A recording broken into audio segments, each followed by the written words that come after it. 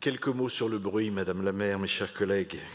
Car en effet, tous les 5 ou 6 ans, nous sommes amenés à adopter un énième plan contre le bruit pour une période quinquennale, comme la loi nous y oblige. Nous le faisons cette année dans un contexte particulier lié à la crise sanitaire et à l'évolution des compétences. En effet, la métropole du Grand Paris, en raison de la présence des 2 grands aéroports sur son territoire, est chargée de cette thématique. Mais Paris ne peut s'en désintéresser alors que le fléau que constituent les nuisances sonores est aujourd'hui largement documenté. Nous savons que l'exposition au bruit constitue un traumatisme et influe directement non seulement sur la qualité, mais aussi directement sur la durée de notre vie. Vie physique, pas vie politique.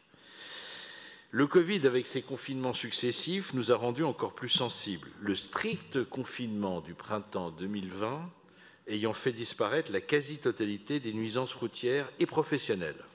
Au-delà de cet arrêt brusque qui nous a fait mesurer l'excès de bruit dont nous souffrons, alors que jusqu'à cette période, cette thématique était manifestement sous-estimée. Alors que faire aujourd'hui? Eh bien, prendre ce problème à bras-le-corps, alors que l'activité redémarre fortement et que nous nous targuons beaucoup de bonnes pratiques. Depuis des années, vous faites de la circulation routière le principal fléau. Oui, cela existe, il existe, mais alors que le nombre de véhicules a beaucoup baissé, les nuisances sont toujours là.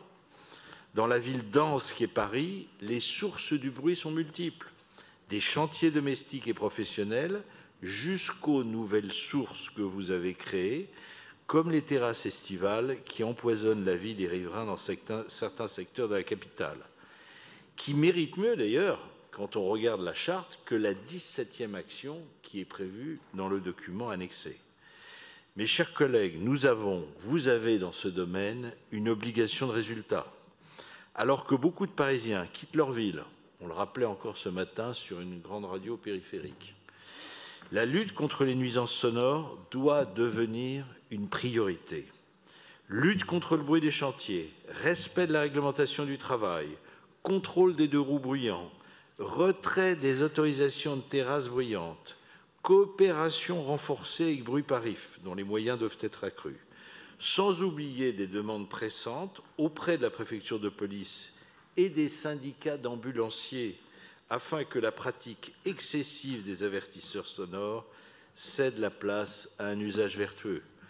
Voici, mes chers collègues, quelques-unes des pistes suggérées par notre groupe, tout en souhaitant une évaluation régulière des moyens et des résultats obtenus à travers la mise en place du comité sur le bruit à Paris, prévu dans cette délibération, mais qu'il faut réunir de façon trimestrielle et publique.